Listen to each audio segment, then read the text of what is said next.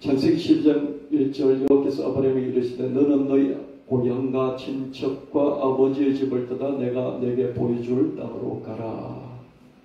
아브라함은 고향을 떠났고요. 일가 친척을 떠났고요. 하나님이 보여주시는, 앞으로 보여주실, 지금은 어디를 가야 할지 정확히 모르나 그런 땅으로 이동을 해야 했습니다. 창세기 26장 23절 이삭이 거기서부터 브엘사바로 올라갔더니 아브라함의 아들도 이삭도 다툼이 없는 넓은 르호봇에서 살았지만 그러나 거기서 평생 살지 않고 브엘세바로 또 이동을 해야 했습니다. 늘 이동하는 건 아니지만 또 우리 삶에서 이동해야 되는 때가 있는 걸 성경 말씀을 보면 알 수 있습니다.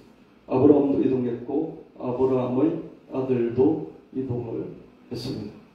창세기 18장 10절 말씀에 야곱이 브엘세바에서 떠나 하란으로 향하여 가더니 아브라함의 손자 야곱도 자기 아버지와 같이 살았던 브엘세바를 떠나서 하란으로 이동을 해야 했습니다. 우리는 편안하고 아늑한 곳을 평생 살고 싶지만 그러나 우리의 삶에 이동은 있게 마련이죠.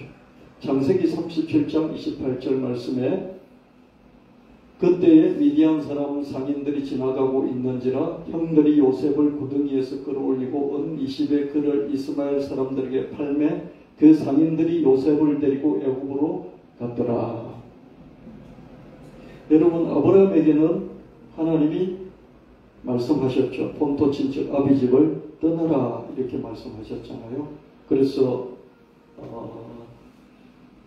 이란 지역, 이라크 지역을 벗어나서 지금은 이스라엘 지역으로 이동을 점점점 해간 것이죠. 그런데 그 아들 이삭은 하나님이 떠나라 이런 말을 하지 않았습니다. 환경적으로 어떻습니까? 떠날 수밖에 없는 토박이들이 밀어내는, 그래서 떠날 수밖에 없는 그런 환경이었습니다. 그 환경 속에서 자기가 자발적으로 떠났던 것이고요. 창세기 18장 10절에 나오는 야곱은 어떻습니까?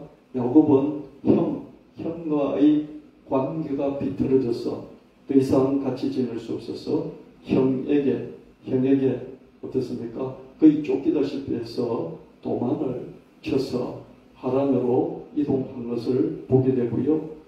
창세기 37장 28절에 나오는 요셉은 어떻습니까? 요셉도 이복 형들 10명에게 인신매매를 당해서 어쩔 수 없이 자기가 살던 곳에서 어떻습니까? 애굽으로 이동할 수밖에 없었습니다. 하나님이 이동하라 해서 이동할 수도 있고 환경의 변화에 떠밀려서 이동할 수밖에 없는 그런 이동도 있고 좀 더 나은 발전과 성공을 위해서 자발적으로 선택을 하고 이동하는 이런 이동도 있겠습니다. 익숙한 곳에서 낯선 곳으로 이동하는 것은 어렵죠. 그죠? 그리고 힘들어요. 집 떠나면 개고생이란 말이 그냥 있는 게 아니죠. 또 이동한다고 해도 성공한다는 보장도 없고요. 이동하고 나서 개고생만 하고 실패하던 사람들도 많이 있어요. 그래서 이동은 늘 두렵고 또 힘들죠. 그죠? 그러나 이동해야 할 그런 때와 장소를 알아서 이동해야만 하는 것이 우리의 인생입니다. 근데 이게 쉽지 않죠. 그죠? 이동해야 될 때 언제 이동을 해야 되는가, 또 어디로 이동해야 되는가 우리 잘 몰라요. 늘 헷갈립니다. 그래서 하나님의 인도하심과 또 우리가 이동한다 할지라도 살아남을 수 없을 수도 있으니까 어떻습니까? 하나님의 지켜주신 보호하심 있어야 되겠죠. 그래서 우리는 하나님께 우리 인생 고비마다 인도해 주시옵소서. 인도는 건 뭐예요? 길을 모르니까 길을 잘 안내해 달라는 것이고요. 지켜주시라는 것은 뭡니까? 보호해 주시는 건 뭡니까? 이동하는 중에 화를 당할 수도 있기 때문에, 죽을 수도 있기 때문에 지켜주시라. 이렇게 우리는 평상시에 구하게 되는 것이죠. 그래서 여러분들이 늘 이런 기도를 편할 때, 그죠? 편안할 때 미리미리 해 놓으시길 바랍니다. 여러분 자신을 위해서 기도하시고요. 여러분의 자녀들을 위해서 기도해 놓으시기를 바랍니다. 지구는 23.5도, 이 지구의 축이 기울어져 있죠, 그죠? 기울어져서 하루에 한 번씩 자전을 하고요. 1년 365일 동안 태양 주위를 한 번 공전을 하죠, 그죠? 여러분이 어떻습니까? 이게 마이크잖아요. 마이크가 이렇게 그대로 축이 비틀어져 있지 않으면 어떻습니까? 돌리면 모든 방향이, 그죠? 늘 고정돼서 그 방향에서 돌고 있잖아요, 그죠? 근데 23.5도 기울어져 있으면 어떻습니까? 이렇게 기울어져서 이렇게 도니까 어때요? 위로 올라가 있던 게 이렇게 해서 맨 밑으로 가죠, 그죠? 위에 있던 게 맨 밑으로 가고, 맨 밑에 있던 게 다시 위로 올라오고, 이런 식으로 돌기 때문에, 그죠? 방향이, 그죠? 늘 똑같지 않고 어떻습니까? 이렇게 도니까 위에 게 밑으로 오고, 밑에 게 위로 오고, 이렇게 표면의 위치가 바뀌죠, 그죠? 여러분, 표면의 위치가 바뀐다는 건 뭐예요? 태양과의 관계에 있어서 태양의 빛을 비춰줄 때 위치가 태양하고 바로 맞은편에 있으면 어떻습니까? 에너지를 더 많이 받고, 반대편에 있으면 어떻습니까? 에너지를 적게 받고, 위에 있으면 많이 받고, 밑으로 쳐지면 적게 받고, 이런 식으로 되겠죠, 그죠? 이게 매일매일 일어날 뿐만 아니라 어떻습니까? 365일 공전하면서 바뀌죠, 그죠? 그래서 어떻습니까? 늘 똑같이 그 자리에 있었다면 어떻습니까? 태양이 쏘는 에너지와 빛을 받는 그 분량이 바뀌지 않겠죠. 365일 동안, 그죠? 낮밤의 차이 뭐 이 정도 있지 큰 변화는 없지 않습니까, 그죠? 그런데 어떻습니까? 이게 23.5도 기울어져서 돌기 때문에 계절의 변화가, 낮밤의 변화도 있게 되고요. 계절의 변화가 있는 것이죠. 계절이 지구로 오는 것이 아니라 지구가 축이 비틀어져서 돌기 때문에 어떻습니까? 계절을 만들어내는 것이죠. 태양과의 관계에서 이게 위치가 바뀌기 때문에 바뀌는 그 위치에 따라서 태양으로부터 오는 에너지의 분량이 달라지기 때문에 계절이 생기게 되는 것이죠. 지구가 계절을 만들어내는 것이죠. 계절 변화에 따라 태양 에너지의 분량이 달라집니다. 먹이가 풍성한 곳이 있는가 하면 부족한 곳이 있습니다. 여러분, 태양 에너지가 많을수록요, 거기는 햇볕이 따뜻하고 늘 좋은 계절이기 때문에 식물도 잘 자라고, 식물이 잘 자라기 때문에 생물들 또 동물들도 잘 자랄 수밖에 없습니다. 에너지가 풍성하면 먹이가 풍성하고, 그래서 생명들, 모든 짐승들, 동물들의 생명이 왕성하게 일어납니다. 지구 생명체들은 이런 계절의 변화에 따른 먹이의 변화에 적응하기 위해서 장소 이동을 주기적으로 하게 됩니다. 여러분, 철새들 생각해 보십시오, 그죠? 철새들이 어떻습니까? 어느 때가 되면 우리나라에 와요. 그러다가 어느 때가 되면 돌아가잖아요. 계절 변화인데 그 계절 변화는 뭡니까? 태양으로부터 오는 그 빛의 분량의 크기를 철새들은 느끼고 직감적으로 아는 거죠, 그죠? 그래서 그게 적응하기 위해서 오기도 하고 떠나기도 하고, 햇빛이 분량이 줄어들고 시간이 늘어나고 또 분량이 늘어나면 어떻습니까? 먹이가 점점 풍성해질 테니까 거기에 계속 머무르고 있다가 햇빛의 분량과 그 시간이 줄어들면 어떻습니까? 먹이가 부족하겠구나 알고 또 떠나는 것이죠, 그죠? 동물들은 살면서 이것을 발견하고 그리고 계속 적응하면서 살아가는데 우리는 문명을 이루고 살기 때문에요. 사람은 문명을 이루고 살잖아요. 문명이라는 것은 뭡니까? 문명은 계절의 변화를 느끼지 못하게 만드는 게 문명이에요. 그죠? 아무리 더워도 어떻습니까? 에어컨을 켜는 거예요. 아무리 더운 줄 잘 몰라요. 아무리 추우면 어떻습니까? 아무리 추워도 또 온풍기를 틀어놓죠. 그럼 겨울인 줄 잘 몰라요.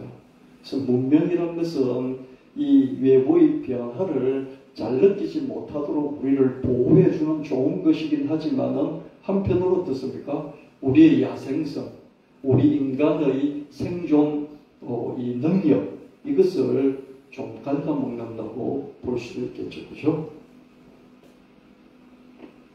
수많은 짐승들이 그죠? 주로 맹수들, 큰 짐승들이죠. 그죠? 수많은 짐승들은 이 초원을 바꾸면서 이동을 해요. 저와 여러분은 아프리카나 이런 쪽에 살지 않기 때문에요. 맹수들이 또는 큰 동물들이 뭐 얼룩말이라든지 누구라든지 뭐 이런 동물들이 이 수천 킬로미터를 달려서 이동하는 초원을 바꾸면서 초지를 바꾸면서 이동하는 것을 우리 눈으로 보지 못하고 살아가고 있어요. 그런데 해마다 수많은 동물들이 초지를 바꾸면서 한 초지에서 다른 초지를 옮겨요. 옮기는 이유가 뭡니까? 이쪽에서는 햇빛의 분량이 점점 줄어들어 가고 있기 때문에 먹이가 부족해요. 그래서 먹이가 끊어질 걸 본능적으로 알기 때문에 이동해서 햇빛의 분량이 더 많은 그래서 먹이가 더 풍성해지는 그곳으로 이동을 주기적으로 해마다 하게 되는 것이죠. 동물들이 이렇게 한다면 수많은 새들은 어떻습니까? 길짐승이 평원을 바꾸면서 이동을 한다면 수많은 하늘의 새들은 하늘을 바꾸면서 이동을 합니다. 이게 철새들이죠. 그죠? 하늘을 바꾼다는 게 뭐예요? 하늘을 바꾼다는 것은 날아서 어떤 지역에서 다른 지역으로 이동하는 수천 킬로미터, 수만 킬로미터, 심지어 수십만 킬로미터를 날아서 이동을 합니다.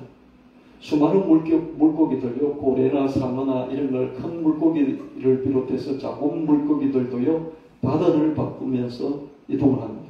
어떤 바다는 햇볕이 많이 내리쬐이기 때문이죠. 이게 자전하고 공전하면서 위치에 따라서 빛이 많이 들어오는 그런 때가 있겠죠. 그죠?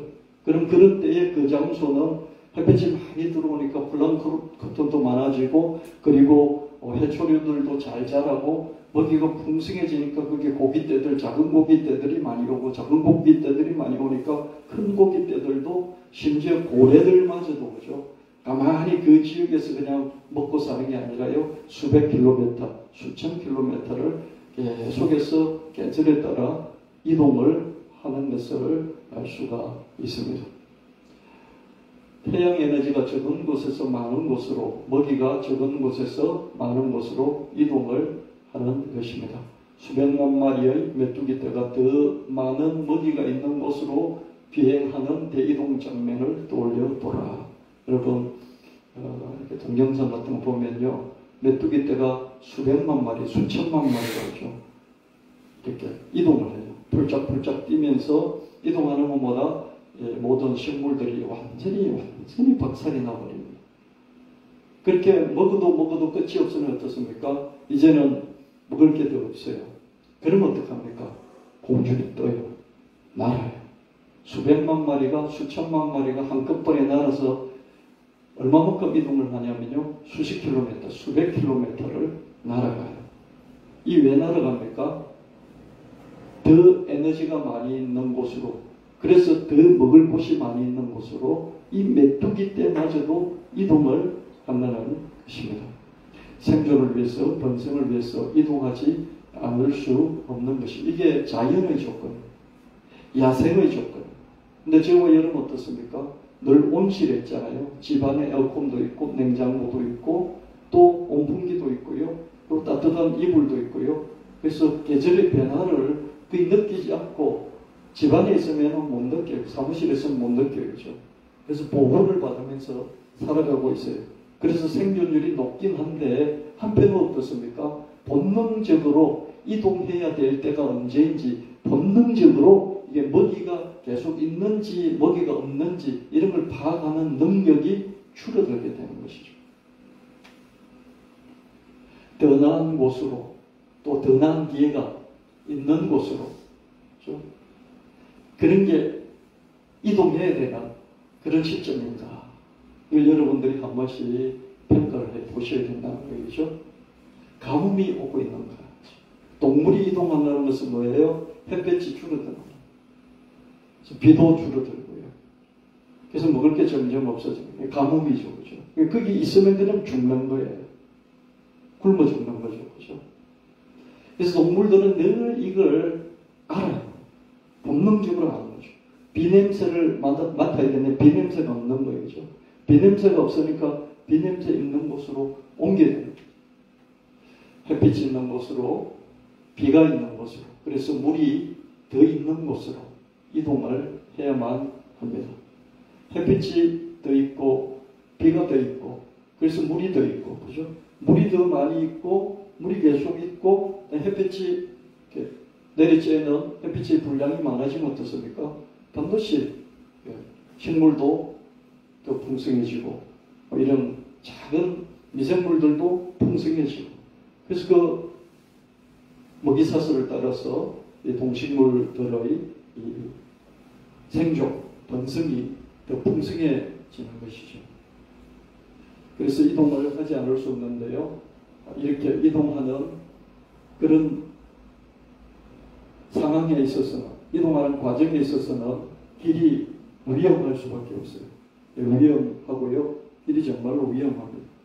왠지 노후대라든지 얼룩말이라든지 이동하는 거 보면 이 절벽 같은 데 뛰어내리거든요. 강의 절벽인데 뛰어내리고 내리다가 다리가 분질러졌어, 그죠? 부러졌어. 더 이상 움직이지 못하는 그런 경우가 해마다 반복되기도 합니다. 맹수가, 그죠? 사자가 기다리고 있고요. 또 악어가 기다리고 있습니다. 그럼에도 불구하고 위험을 무릅쓰고 이동을 하든지 아니면 그 자리에서 굶어 죽든지 그렇게 하는 수밖에 없습니다. 이동은 생존과 번성의 필수 과정입니다. 저와 여러분은 평생 살면서 아브라함처럼, 이삭처럼, 야곱, 요셉처럼 이동해야 되는 거죠. 이동하지 않을 수 없는 것입니다. 노력하기만 하면 여러분 성과가 나타납니까? 노력한 대로 뭐 완전 떼부자는 아니라 돈을 벌어요. 풍성하지는 않지만 아직 먹이가 있습니까? 그러면 지금 그냥 돈 더 벌 욕심으로 함부로 이동하는 그런 때는 아닌 것 같습니다. 여러분 스스로 판단을 해야 돼요. 제가 여러분 한 분 한 분의 사정을 일일이 다 알 수 없기 때문에요. 제가 여러분에게 뭐 지금 통장에 돈이 얼마 있습니까? 이런 거 물어보면 되게 기분 나쁘실 것 아니에요? 그래서 제가 잘 몰라요.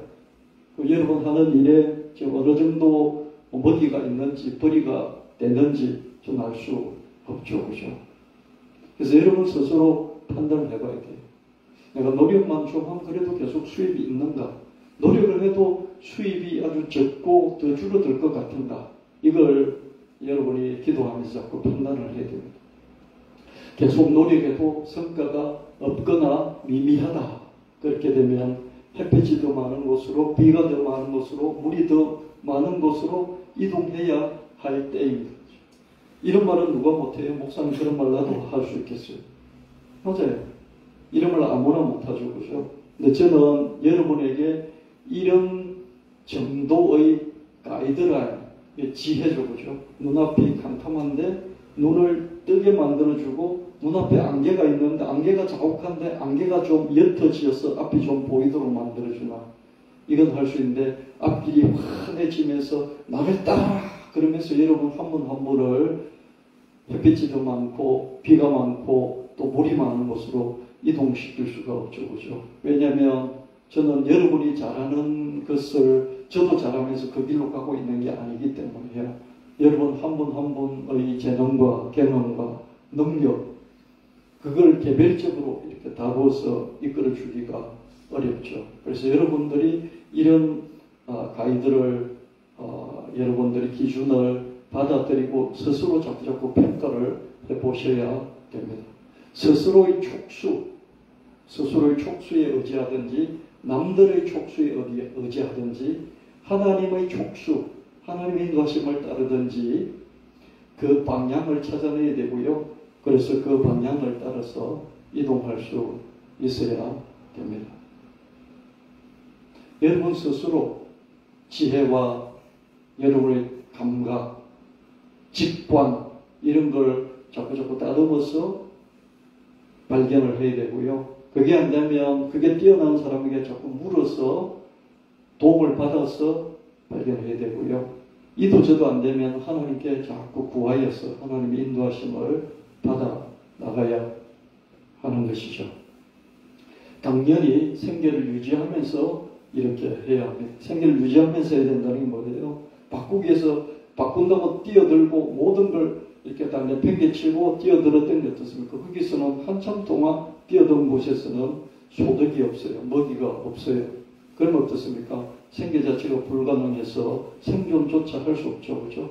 그래서 여러분이 이동을 하되 어떻습니까? 이동하는 그 과정에서 먹고 살 수 있도록 유지해 가면서 더 나은 햇빛이 있고 또 비가 있고 물이 있는 곳으로 이동을 해가야 된다는 것이죠. 이게 지혜입니다. 지금의 고충, 지금의 어려움이 노력 부족 때문인가, 능력 부족 때문인가, 경험 부족 때문인가. 그렇다면 이런 노력 부족, 능력 부족, 경험 부족을 하나하나 더 채워나가면 되겠죠. 그죠? 지금 내가 어려워. 내가 하는 수고에 비해서 돌아오는 게 너무 적어. 이게 내가 노력이 부족하고 능력이 부족하고 나의 경험, 경력이 부족해서 그래. 그렇게 판단이 되어지면 어떻습니까? 그런 걸 채워나가면 돼요. 그런데 환경 변화에 따른 먹이 부족 때문이라면 환경이 자꾸 바뀌니까 먹이가 자꾸 부족하고 그래서 내가 아무리 노력해도 아무리 능력이 있어도 아무리 내가 경험을 쌓은들 변화가 안 돼. 그렇게 판단되어지면 어떻습니까? 여러분들이 햇볕이 비가 물이 더 있는 방향을 찾아야 하고 그 방향으로 이동하기 위해서 준비를 차근차근 해나가야 됩니다. 평생 풍족하게 보장하는 것은 다른 큰데 없습니다. 손가락 빠는 의사도 있고요. 변호사도 있고요.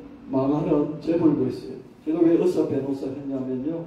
다들 의사 되려고 어떻습니까? 요즘 뭐 이렇게 좀 좋은 대학의 공대 입학을 해서 1학년도 못 채우고 그냥 또 재수를 하고 반수를 하지 않습니까? 그 이유가 뭐예요? 의대 가려고 그렇게 하나.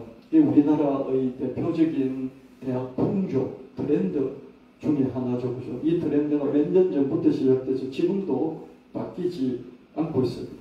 의사 자격증 하나만 있으면 나이 80이 되어도요, 나이 90이 되어도요, 돈벌이를 할 수가 있거든요. 그래서 다 의사가 되고 싶어 하고요. 변호사도 80, 90 되어도 국가가 보장하는 자격증이 있기 때문에 그걸 가지고 돈벌이를 하기도 합니다. 그래서 그걸 따려고 그렇게 사람들이 애를 쓰는 것이죠. 먹이를 오랫동안 풍성하게 보장해 주기 때문에 그렇죠. 그러나 변호사도 의사도 손가락 빨기도 하고 재벌 2세, 3세도 망하는 경우가 있죠. 그래서 어떻습니까? 환경 변화에 따른 먹이 부족이다. 이렇게 판단되어진다면 여러분들이 이동을 준비해야 된다.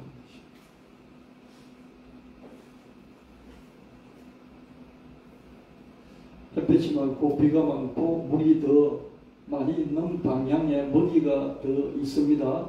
계절 변화에 따른 먹이 변화를 감지하는 짐승들은 가족의 생존을 위해서 번성을 위해서 주기적으로 이동을 합니다.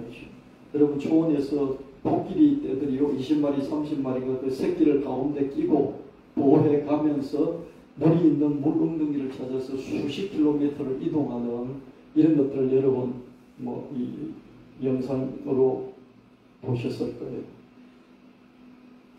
물이 있는 곳으로, 비가 있는 곳으로, 햇볕이 좀 더 많은 곳으로, 더 긴 시간에 더 많이 오는 지역으로 이동을 한다는 것이죠. 그럼 계절 변화는 왜 생깁니까? 이 중심축이 딱 이렇게 바로 고정이 돼서 이렇게 돈다면 어떻습니까? 이렇게 돈다면 태양과의 거리에서 이 북쪽은 늘 북쪽이고 남쪽은 늘 남쪽이고 중앙은 늘 중앙이기 때문에 낮밤만 바뀔 뿐이지 크게 에너지의 햇볕의 분량이 바뀌지가 않아요. 그래서 큰 변화가 일어날 수가 없어요. 계절의 변화가. 그죠? 조금은 있겠죠. 근데 23.5도 기울어진 축이 기울어졌어요. 기울어져서 이렇게 자전을 하면서 또 공전을 해나가는 것 같습니까? 변화가 많이 생겨요. 그래서 우리나라 같은 경우는 사계절의 변화가 뚜렷했죠. 그죠? 요즘은 기후변화 때문에 좀 많이 약해졌지만 이 계절 변화는 반드시 저거 여러분 듣습니까? 냉장고에 있어요. 슈퍼마켓에 가면 늘 있어요. 돈만 있으면 얼마든지 사서 냉장고에 비축해두는 이런 문명이 있기 때문에 어떻습니까? 계절 변화를 잘 못 느껴요. 문명이 있기 때문에 먹이의 변화를, 계절 변화에 따른 먹이의 변화를 잘 못 느껴요. 여러분 어떻습니까? 늘 햇살을 먹을 수 있고요. 늘 햇밤을 먹을 수 있고요. 늘 햇사과를 먹을 수 있고 그렇지 않습니까? 그죠? 늘 있으니까 그죠? 그래서 잘 모르죠. 근데 동물들은 어떻습니까? 직감적으로 아는 거예요. 그래서 이동을 하는 거예요. 이게 발전이 되어 있어요. 뇌의 DNA로 박혀 있고 경험 속에서 축적해가고 지혜가 있어요. 그래서 위험을 무릅쓰고 생명을 무릅쓰고 가족을 잃는 한이 있더라도 이동을 해요. 죽으면 죽으리라 그러면서 이동을 해요. 가족을 다 못 살리고 몇 명을 잃을지라도 이동하는 거예요. 근데 우리는 그런 능력과 감각을 많이 상실하고 있습니다. 사람들의 안전한 문명 사회에서는 가족 생존율이 높죠. 야생세계에서는 사자 같은 명수라도 반드시 가족을 잃고 또 한 80% 정도 살고요. 70~80% 정도 가족 생존율이 그렇습니다. 한 20% 정도는 꼭 가족을 잃게 됩니다. 변화에 적응하기 위해서는 이동해야 하고 그러다가 목숨을 잃기도 하고 상처를 많이 당하게 되기도 하는 것입니다. 아무 때나 아무 곳으로 이동해서는 안 되죠. 그렇죠? 여기 있는 것보다도 더 빨리 죽을 수 있기 때문에 때와 장소를 분별할 수 있어야 됩니다. 자기 스스로 또 남들의 도움을 받아서 하나님의 인도하심을 따라서 때와 장소를 분별할 수 있어야 하겠습니다. 그래서 여러분들이 편안할 때, 잘 나갈 때, 그죠? 미래를 위해서 하나님께 기도를 그렇게 하셔야 됩니다. 하나님, 저 평생에 저와 함께 하시고 인도해 주시옵소서. 내가 갈 길을 모르니 인도해 주시옵소서. 그 인도하는 그 과정을 하나님 지켜 주시옵소서. 나만 그렇게 할 뿐만 아니라 내 자식들, 내 손주까지도 그렇게 해 주시옵소서.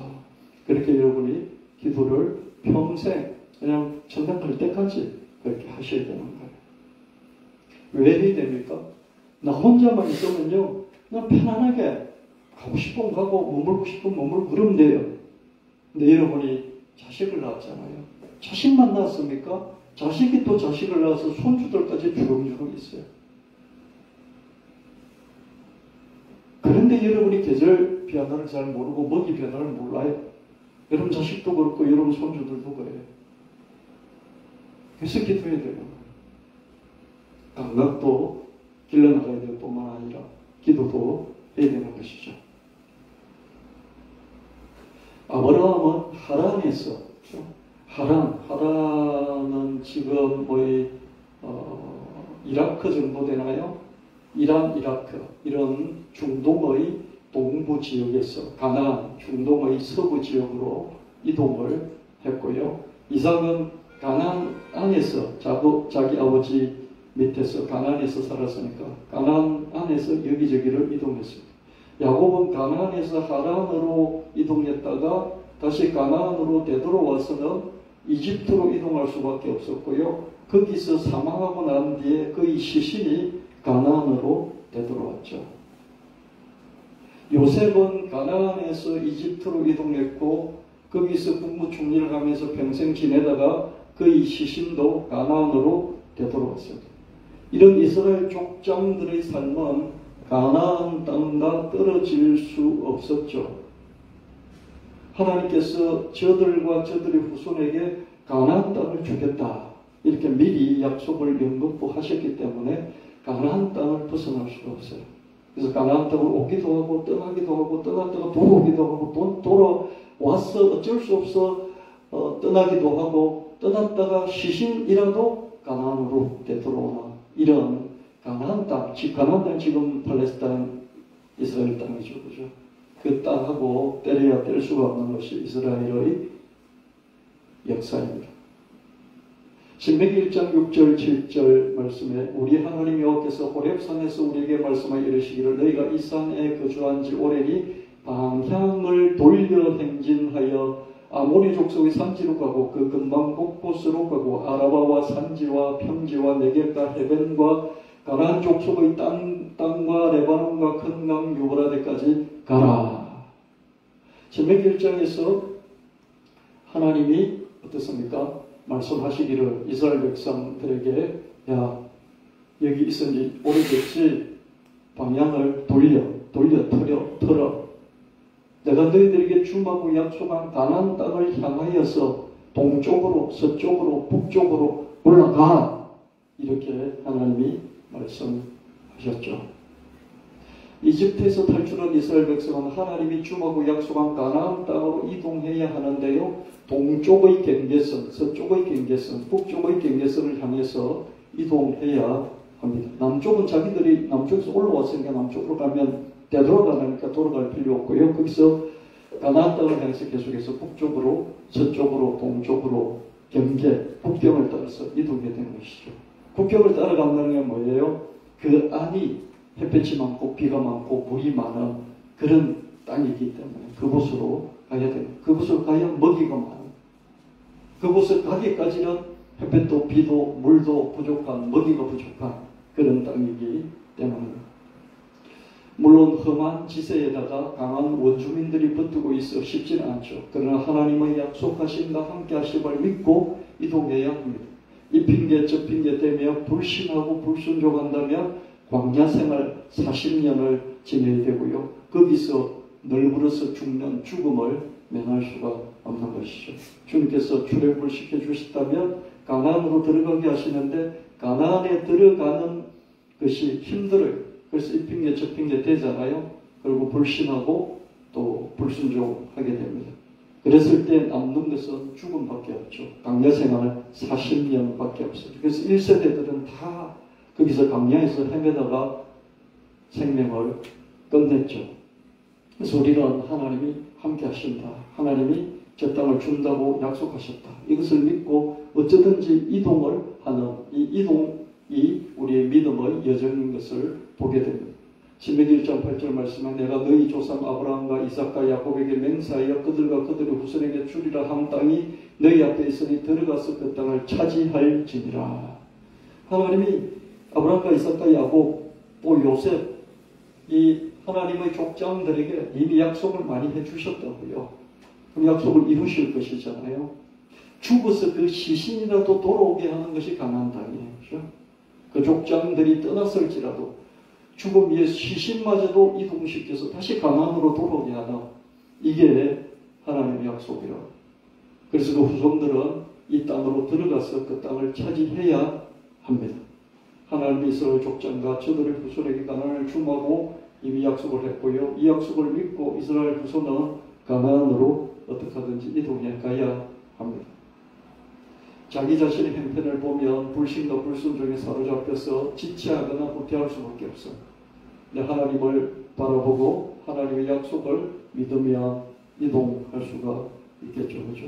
저와 여러분도 어떡하나 이건 내가 잘 모르는 영역이고 내가 공부를 하고 시간을 투자해도 이건 별로 진전이 없고 그래서 포기하고 싶고 내가 뭐 이걸 하려고 하는데 능력도 부족할 뿐만 아니라 이 방면에 대해서도 모를 뿐만 아니라 이 방면에 있는 사람들 내가 알고 있는 사람도 없고 이런 생각을 하면 어떻습니까? 할 수 있는 게 아무것도 없어요. 그렇잖아요? 그럼 자기가 옛날에 자랐던 자책이나 딱지치기나 뭐 깡통차기나 그런 거 공기놀이나 이런 거밖에 할 게 없어요. 근데 그렇게 한다고 먹이가 보장되는 거 아니잖아요. 깡통차기 버리고요. 또 자치기도 버리고요. 술래잡기 하고 공기놀이 하고 이런 거 다 버려야 돼요. 내가 잘 모르는 거, 능력이 없는 거, 시간을 투자해도 별로 진정이 없는 거, 그 쪽에는 아는 사람도 없는 것. 그런 쪽을 향해서 나아가야만 되는 것이 이게 인생인 것 같습니다. 저도 목사가 되려고 공부를 한참 했거든요. 근데 딱 공부하고도 하는 데 이상 공부 안 하겠습니다. 충분히 공부했으니 이것 가지고 이제 하나님을 위해서 또 하나님의 성도를 위해서 쓰겠습니다. 근데 그게 가능합니까?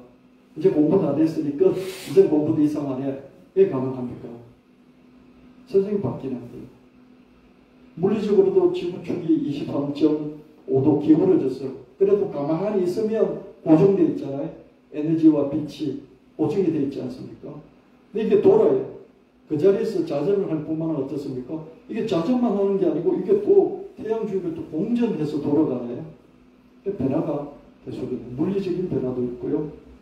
사회적인 변화도 있고요. 기술적인 변화도 있고요. 변화가 계속 있습니다. 근데 동물들은 이 변화를 직감적으로 알고 생명을 무릅쓰고 가족의 위협, 가족을 잃는 한이 있어도 또 가족을 챙기면서 이동을 합니다. 수백 킬로미터, 수천 킬로미터, 새들은 수십만 킬로미터를 날아서 이동을 하죠. 그렇다면 저와 여러분 어떻습니까? 이게 자연의 생리라면 내가 낯선 곳으로 위험한 곳으로 이동하면 당연하지. 이걸 안 하려고 하면 내가 잘못된 거야.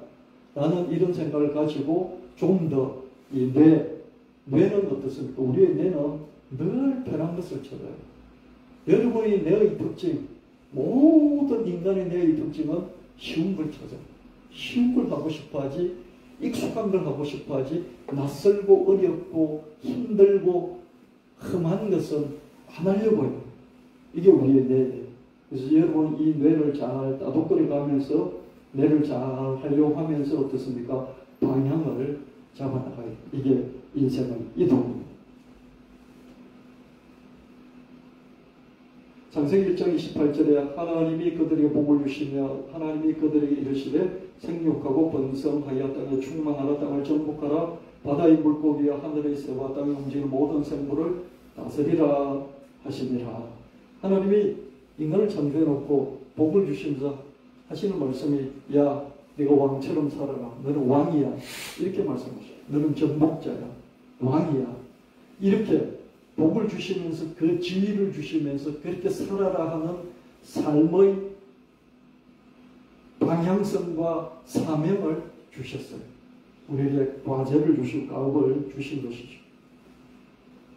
우리는 원래 하나님의 복을 받은 존재이고 하나님의 과업 사명을 수행해야 되는 그런 존재입니다. 생육하고 번성하여 땅에 충만하라 땅을 정복하라 모든 생물을 다스리라.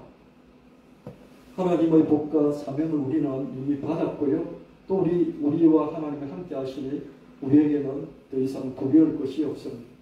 강한 사람도 두렵지 않고요. 사나운 짐승도 두렵지 않고요. 험한 산과 물도 두렵지 않고요. 흉한 날도 두렵지 않습니다. 삼재가 뛰었다 그러고 이날은 이사를 하면 안 돼. 이날은 집에 가만히 있어야 돼. 이날은 사람 만나면 안 돼. 이날은 동쪽으로 가지 마. 이날은 물을 조심해야 돼. 이날은 불을 조심해야 돼. 이 길흉하복을 정하는 날이 있지 않습니까? 그 태일이잖아요. 그죠? 늘 날짜를 가려서 살아가야만 했습니다. 저도 시골에서 자라면서 얼마나 미신이 많은지요. 이런 게 너무 많았어요. 이날은 되고 이날은 안 되고 그런 게 너무 많았어요. 근데 제가 어릴 때부터 우리 할아버지를 따라서 교회를 다녔는데요.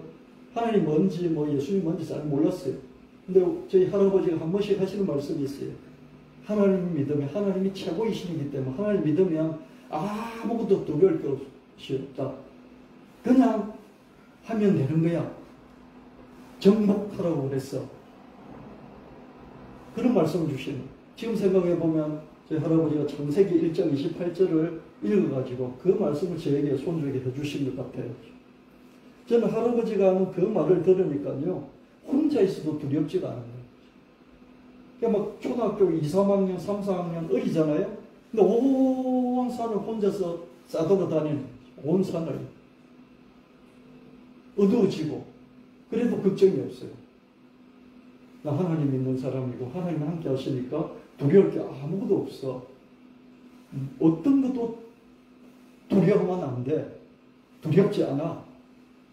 그래서 동네 사람들은요, 늘 이날은 되고 이날은 안 되고, 짐승들도 동물들도 이건 잡아먹어도 되고 이건 잡아먹으면 안 돼. 이건 잡아먹으면 집안에 우환이 들어. 뭐 이런 게 많았어요. 따지는 거죠. 미신을 믿으면서 이건 되고 이건 안 되고. 근데 하나님 믿으니까요, 이건 되고 이건 안 되는 것이 없는 거예요. 늘 되는 거예요. 여러분, 하나님을 안 만나도 좋아요. 왜냐하면 여러분 하나님 안에 있기 때문에요. 하나님을 안 만나도 좋아요. 하나님 만났다는 사람은요, 하나님 안에 있는 것을 자기가 한번 발견했을 뿐이에요. 좀 특별하게, 좀 강하게 발견했을 뿐이에요. 내가 늘 아버지 품에, 어머니 품에 있는데 어느 날은 아버지의 이 소매 자르기 보인 거예요. 아버지가 나를 감싸고 있는 이 손이 보인 거예요.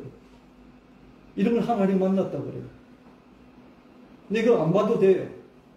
이런 체험 없어도 된다고요. 왜? 늘 하나님 안에 있기 때문에.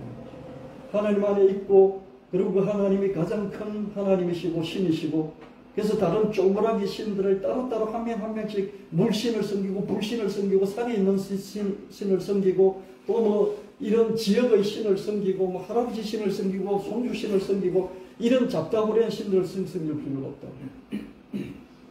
무당마다 접신을 한 무당마다 어떻습니까? 섬기는 신들이 다 다르잖아요. 그죠? 신이 막 10명이 되고 1000명이 되고 막 10,000명이 돼요. 전 세계로 따지면 신이 막 수십만 명이 돼요.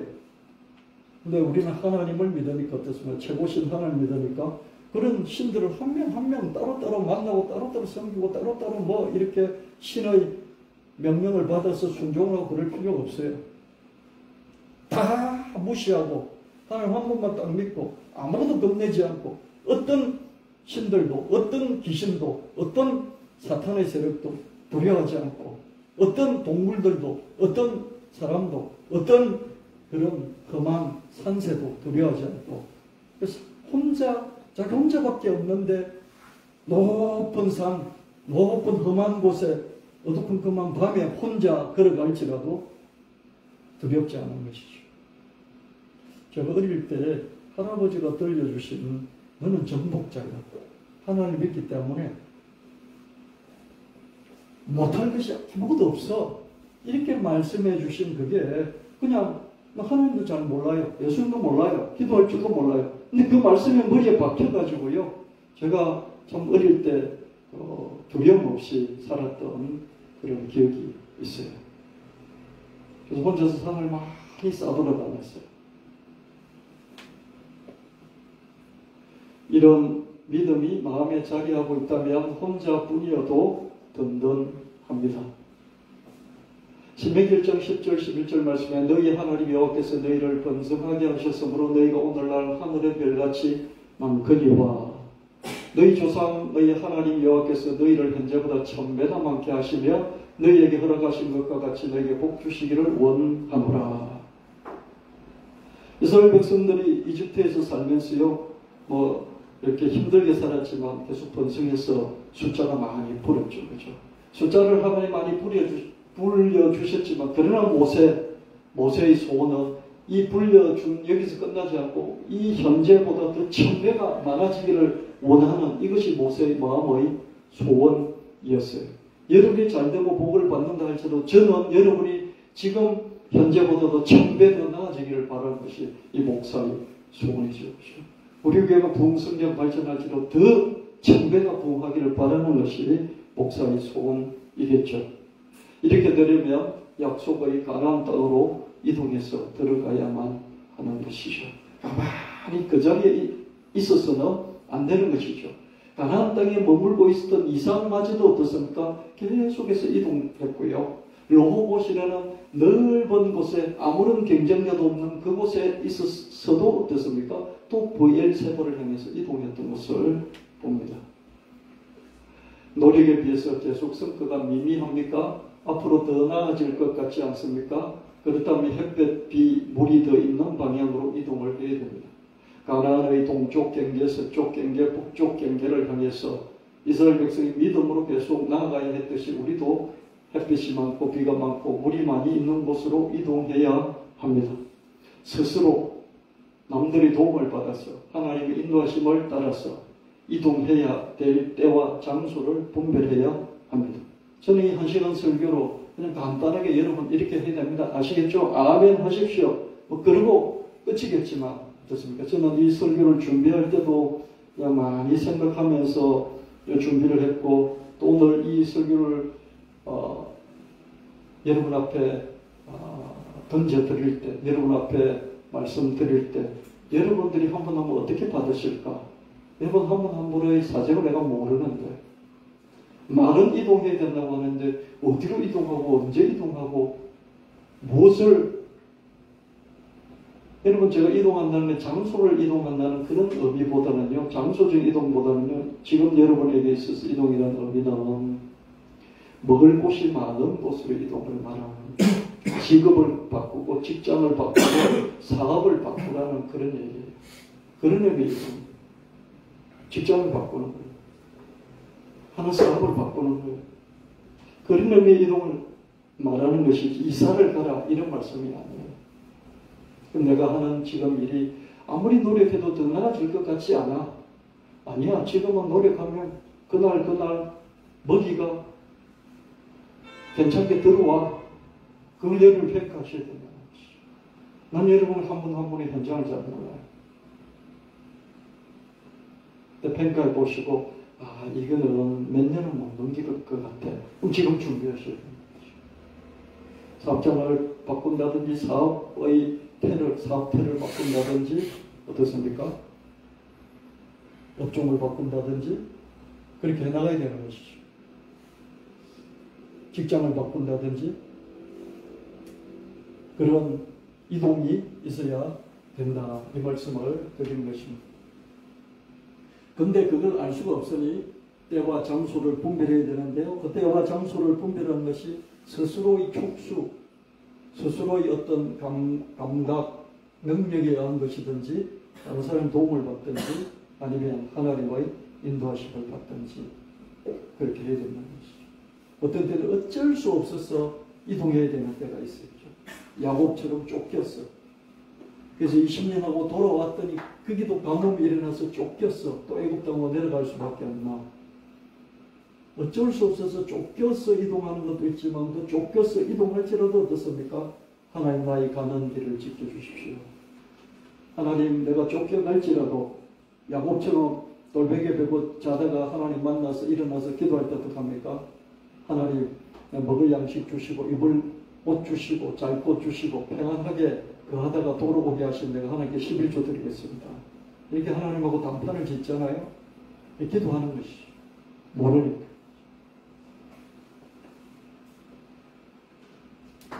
먼저 복을 받은 존재이고 정복하고 다스리는 존재라는 믿음을 우린 가져야 되고요. 그래서 햇빛, 비, 물이 더 있는 방향을 찾아서 이동해야 합니다.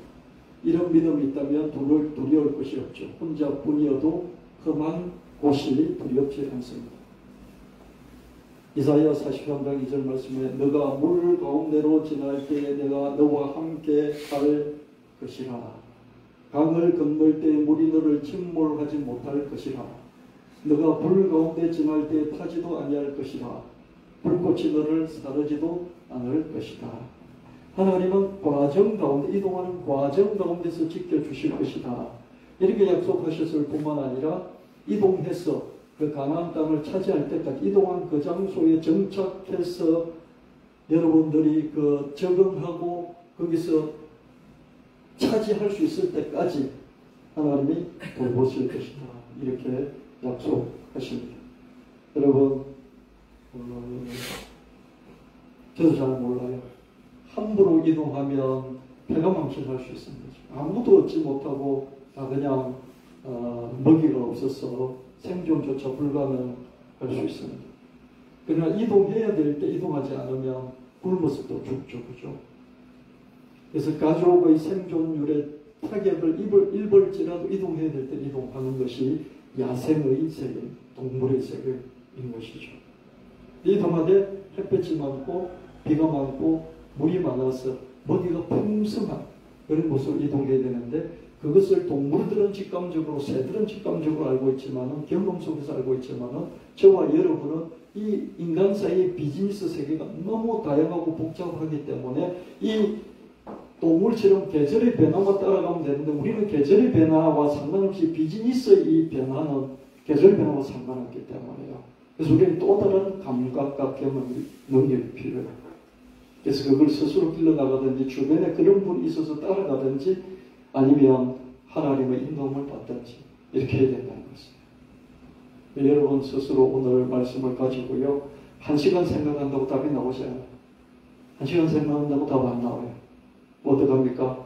계속 이것 가지고 고민도 하시고요. 기도도 하시고요.